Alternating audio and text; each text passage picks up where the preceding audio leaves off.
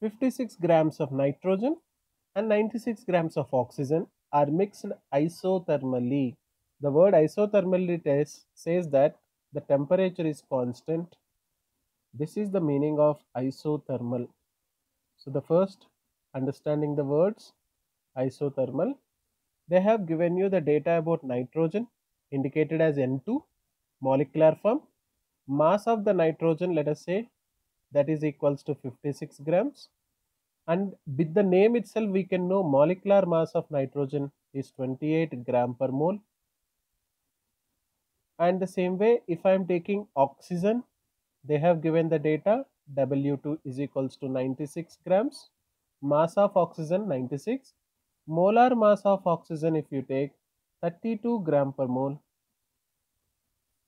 So the data we have nitrogen, also we have oxygen, and the total pressure is mentioned. So the total pressure is given as 10 atmosphere is equals to 10 atmosphere. Now we need to find the partial pressure of oxygen and nitrogen in atmospheres. So we need to bring out the partial pressures of oxygen and nitrogen in the given data where the total pressure is equals to 10 atmosphere.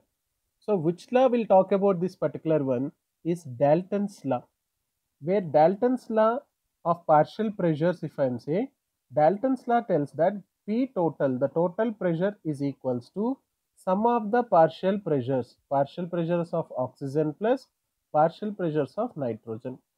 This is Dalton's law. And how are partial pressures related to total pressure? We have the relation between partial pressure of a gas is equals to mole fraction of a gas into total pressure. This is the data we have, the formula related to partial pressure of gas related to total pressure. Now if I am taking, first we need to find mole fraction of the gases. So the mole fraction of gases is the first one we need to find.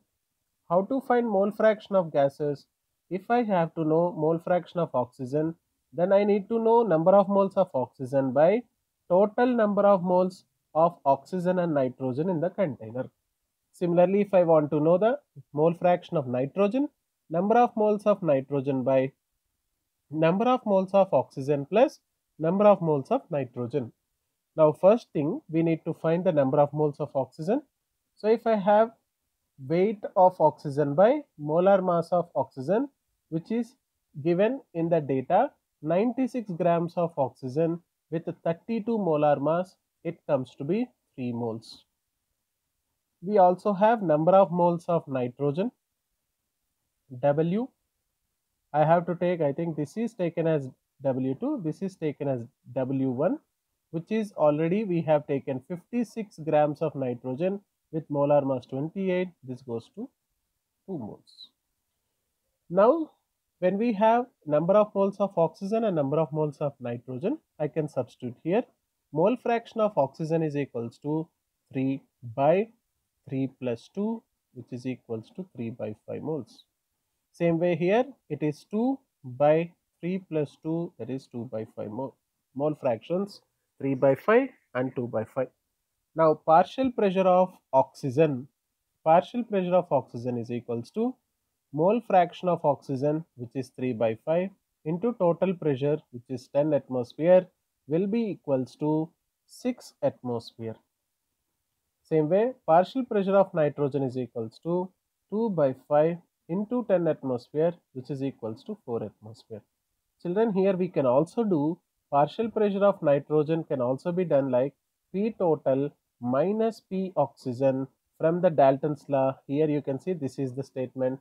I can also get in this way, that is 10 minus 6 equals to 4 atmosphere. So this way also we can get partial pressure. So this is related to Dalton's law. First we need to know the relation between P total and partial pressures of each gas, and then we have to know the relation of partial pressure of gas in terms of total pressure with mole fraction, the relation between partial pressure, mole fraction and total pressure. So if we know, we can answer this question very easily. So the answer should be 6, 4. Many times the confusion comes between the options you can see here and here. Always we need to concern the direction when the question first asked is oxygen, Next is nitrogen. So the answer is option D. So the answer will be